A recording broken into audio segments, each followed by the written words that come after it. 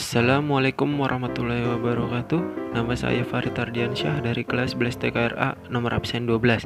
Di sini saya akan menjelaskan tentang komponen dan sistem pada penerangan mobil. Yang pertama, lampu kepala. Sistem lampu kepala merupakan lampu penerangan untuk menerangi jalan di bagian depan kendaraan. Pada umumnya, lampu kepala ini dilengkapi dengan lampu jauh dan lampu dekat. Yang kedua, lampu rem. Lampu rem berfungsi sebagai isyarat untuk mencegah terjadinya benturan dengan kendaraan di belakang yang mengikutinya saat kendaraan mengerem. Yang ketiga, lampu sen. Lampu sen memiliki fungsi untuk memberi isyarat bahwa pengendara bermaksud untuk membelok atau pindah jalur.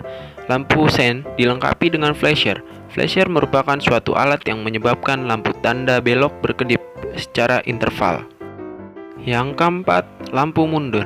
Lampu mundur digunakan untuk memberi penerangan untuk melihat ke belakang saat mundur di malam hari dan memberi isyarat untuk kendaraan yang mengikutinya bahwa pengendara bermaksud untuk mundur. Yang kelima, lampu hazard.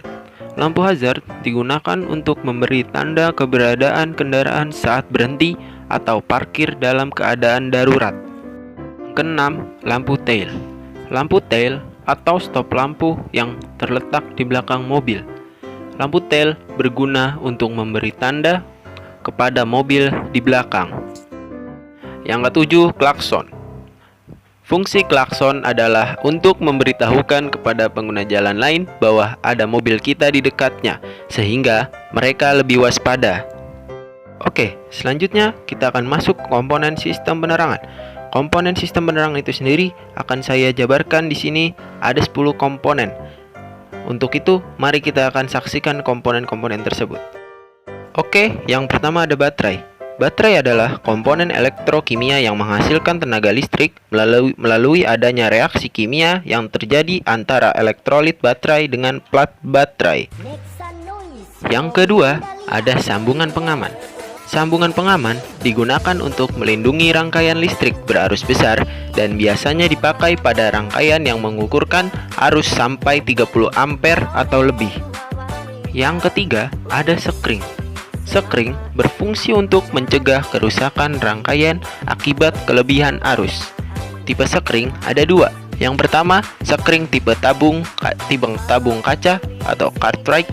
Yang kedua, sekring tipe blade atau bilah. Keempat, ada kunci kontak. Kunci kontak berfungsi sebagai saklar utama yang memutus dan menghubungkan semua sistem kelistrikan dengan sumber tenaga atau baterai. Yang kelima, ada kabel penghantar.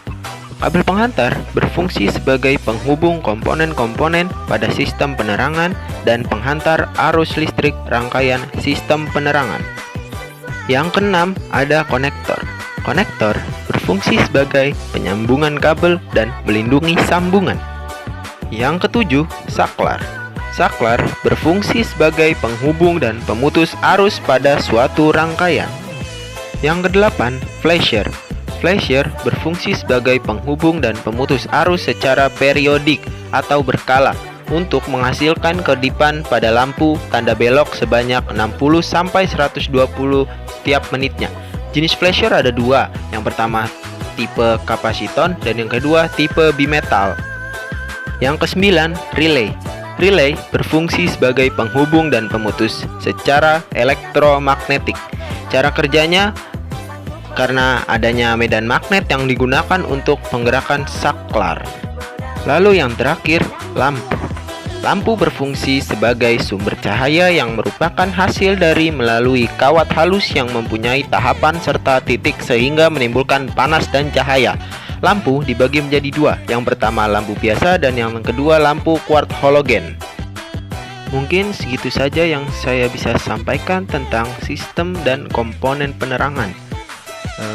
Bila ada kesalahan atau kata yang kurang berkenan mohon dimaafkan. Wassalamualaikum warahmatullahi wabarakatuh.